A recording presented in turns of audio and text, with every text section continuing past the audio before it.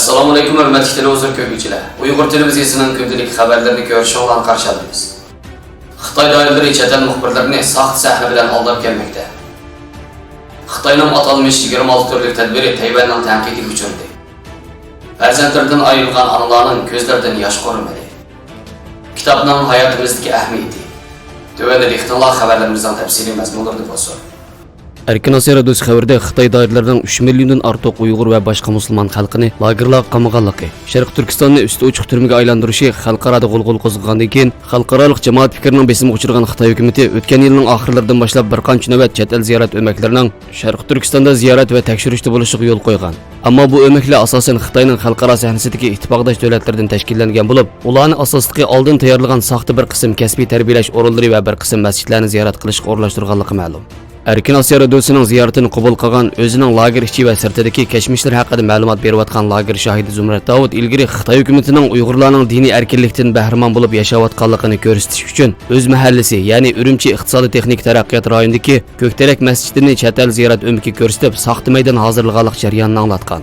Zumrat Davudning aslab o'tishicha 2018 dekabr oyining oxiri bir kunida dadasini yo'qlab uyga kirishi, mahalla soqchixonasidan 2 soqchi va mahalla komitetidagilar bo'lib 7 odamning uyidan uzab chiqishiga to'g'ri kelgan. Ularning chiqib ketishiga dadasining beshini tutib o'ltirib qolganligini ko'rgan Zumrat Davud, yana birarimizni lagerga qilib ketgil kelganmidi deb ansirab qo'rqinish ichida so'rag'anida dadasi ko'zlariga yosh elib, "Ati chet eldan tekshiruvchilar mahalla masjidimizda ziyorat bo'ladi ekan. Shunga ati butun kun masjidda namoz o'qinglar. Ati kimki bir vaqt namozni masjidga kirib o'qisa, bir vaqt namozga 20 yuan berimiz. Sizlar cho'qim 5 vaqt namozning hammasida masjidda bo'lsalar. Mana bu silning deb bir konvertni unumay tutqizib qo'ydi. Yana texi atsildan gap so'rab qolsa, hukumatimiz bak yaxshi. Islomga hech qanday chek qo'ygun yo'q. 5 vaqt azon ovozini anglab turmiz. Masjidimiz har vaqt ochiq deb qo'ysalar.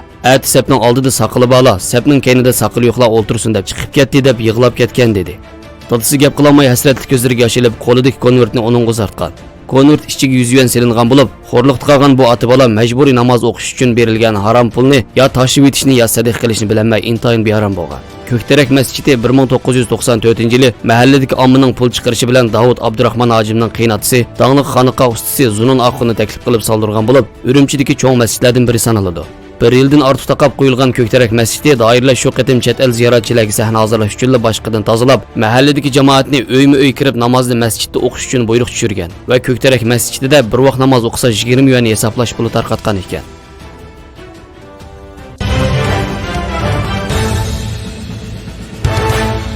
4 noyabr kuni Xitoy Davlat ishlar ministerligi Tayvan ishxonasi, Davlat taraqqiyot va islohot komiteti, iqtisod sud tashkiloti qatorliq 20 munosabatlik organ Tayvanga qarata 26 turlik ikki qirg'oqning iqtisod va madaniyat almashtirish hamkorlikni yanada ilgari surish haqidagi tadbirini e'lon qilib, darhol kuchga ega bo'ladiganligini uqtirgan. Tayvan prezident mahkamasining bayonotchisi buning amaliyotda bir davlatda ikki xil tuzum bo'lishining Tayvan loyihasi ekanligini, buning Tayvan jamiyatini bo'lib, tayvanliklarning psixikasini qalayimqon qiladiganligini bildirdi.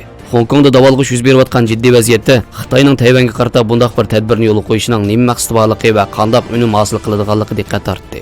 Mazkur 26 turlik tadbir ikki qismga ayrilgan bo'lib, biri Tayvan korxonalarini teng darajalik muomala bilan ta'minlashga aloqador 13 turlik tadbir. Bular Tayvan mablag' solgan korxonalarning teng darajada muhim texnik ta'minlash, 5G to'ri, aylanma iqtisod, xalq avasiyasi qatorliq mablag' qurilishlarida teng darajalik muomalaga erishishi, yerlikning Tayvan mablag' solgan korxonalarini siyosat jihatdan qo'llashi qatorliqlarni o'z ichiga olgan. Qolgan 13 turi atalmış Tayvan qarindoshlarga teng darajalik muomala qilishga aloqador bo'lib, Tayvanlik qarindoshlar Xitoy Xalq Jumhuriyatining chet elda turishliq diplomatiya organlaridan qo'g'dinish va yordam talab qilsa, sayohat belgisi iltimos qilsa bo'ladi degan mazmunlarni o'z ichiga olgan. Tayvan markaziy agentligining xabar qilishicha, Tayvan prezident mahkamasining bayonotchisi Deng Yuangong buningga qarata ikki tarafning 10 yo'linishlik almashtirish ilib boradiganligini, teng darajada o'zaro manfaat yetkazadiganligini, lekin Tayvanga e'tibor berish deb atalmaslik kerakligini, buning amaliyotda Tayvanni tushab qo'yish ekanligini, mayli 31 turlik bo'lsin yoki 26 turlik bo'lsin, o'tmishdagi tajribalardan qaraganda amaliyotda uning unumining cheklik ekanligini, Tayvan xalqiga haqiqiy naf kelmaydiganligini bildirgan. Tayvan tashqi ishlar ministerligining bayonotchisi mazkur tadbirning 14-moddasidagi Tayvanlik qarindoshlar Xitoy Xalq Jumhuriyatining chet elda turishliq diplomatiya organlaridan qo'g'dinish va yordam talab qilsa, sayohat belgisi iltimos qilsa bo'ladi degan tadbirga qarata,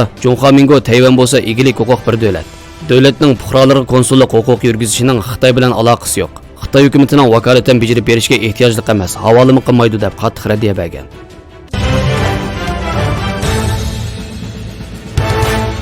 Taqqa ilib qichilgan farzandlar uchun Xalq Demokratiya Partiyasi viloyatlik sho'ba binosi oldida o'ltirib olish harakatini boshlagan Diyarbakırlik analar 2 oydan buyon faoliyatlarini izchil davomlashtirmoqda.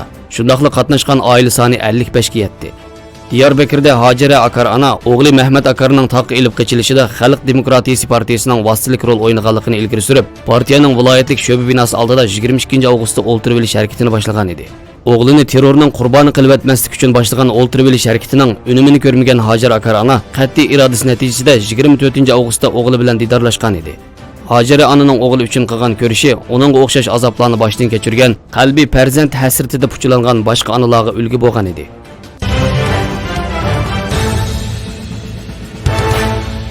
Kishilarning kitob o'qishdan bo'lgan maqsad g'oyalari o'xshash bo'lmaydi. Har kim har maqsad bilan kitob o'qiydi. Ammo kitob o'qishning asosiy g'oyalarini sanaganda tövendikidek bir qancha turlik bo'ladi. Birinchi, ibodat maqsadi bilan o'qish. Qur'on tilovat qilish va diniy kitoblarni o'qishga o'xshash. Bu musulmonlar uchun o'qishning eng sharafli va eng foydali turi hisoblanadi. Ikkinchi, muallimning topshirig'i bilan o'qish. Bu o'quvchilarning muallimlar tavsiya qilgan va darsliklarga munosabatli kitoblarni o'qiguniga o'xshash. Üçüncü, xizmat safosini o'stirish maqsadi bilan o'qish. Bu ishchi xizmatchilarning o'zining taxassusi va xizmat ehtiyojiga munosabatli kitoblarni o'qiguniga o'xshash. To'rtinchi, bilim saviyasini oshirish maqsadi bilan o'qish. Bu har kim o'zining ma'lumot doirasini kengaytirish va talantini yuksaltirish uchun xohlagan kitoblarni o'qiguniga o'xshash. Beshinchi, ma'lumotli bo'lish maqsadi bilan o'qish. Bu dunyoda bo'layotgan ishlardan, o'tmishlardan va yangiliklardan ma'lumotli bo'lish uchun kitob va gazet jurnal o'qiganga o'xshash. Kitob o'qish ruhning g'izosi, aqlning ochqichi, ma'rifatning kepilidir. O'qishning fazilati va uning sharafi uchun payg'ambarimiz Muhammad alayhisalomga tunji vahining o'qi degan buyruq bilan boshlanganligi yetarlikdir. Donolar deydiki, kitob muvaffaqiyat ochqichi, taraqqiyot ko'riki, qorong'u dilni yoritquchi mash'al. Kitob bilim xazinasi va tugamas boyliq, ma'naviy kuch, ruhiy uzuq va qanotdir. Sarxil kitob odamning aql parostini nurlantirdi, ma'naviyatini beyitidi, odamiylik safosini o'stirdi, kishiga xushallik beg'ishlaydi. Kitob o'qish, bilim o'rganish, bilimni to'liqlash, o'zini mukammallashtirishdir. Odam kitob o'qib dunyoni, tabiat sirlarini, qaynoq va murakkab turmush falsafasini, fikr qilish yo'lini, chillik bilan saxtalik, yaxshilik bilan yomonlik, go'zallik bilan razillikning farqini ayiradi. Fan texnik egallab, xizmat, ishlab chiqarish, texnik saviyasini o'stirish, jamiyat taraqqiyotiga yetishish, jamiyatga to'hfa qo'shish asosini turg'iza oladi.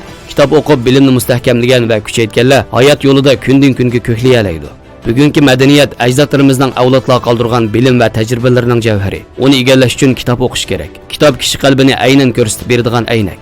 Kitob o'qish orqali ruhimiz ko'tarilib, yashash irodamiz kuchaydi. Tushkunlashganda, zerikib his qilganda, mag'lubiyat kuchirganda kitob o'qisak, qalbimiz umid, ishonchga to'ladi. G'ayratimiz oshadi. Kitob o'qish yoki o'qimaslik millatning moddiy va ma'naviy safosiga ta'sir ko'rsatadi. Doim kitob o'qib turadiganlar bilan kitob o'qimaydiganlar o'rtasida muayyan ma'naviy safa farqi bo'ladi.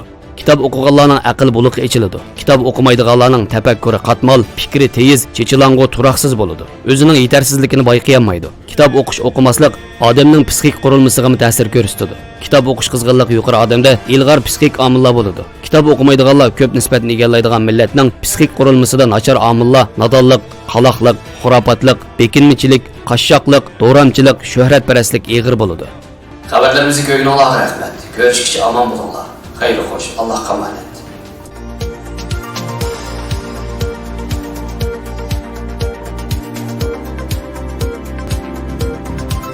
Eylül 2015'te izne gelirken Rize'de görev yapıyordu. Tunceli Gümrük yolunda aracıyla gelirken aracın önünü kesiyorlar, Semih'i alıp götürüyorlar. Yakup okul okuyan bir çocuktu.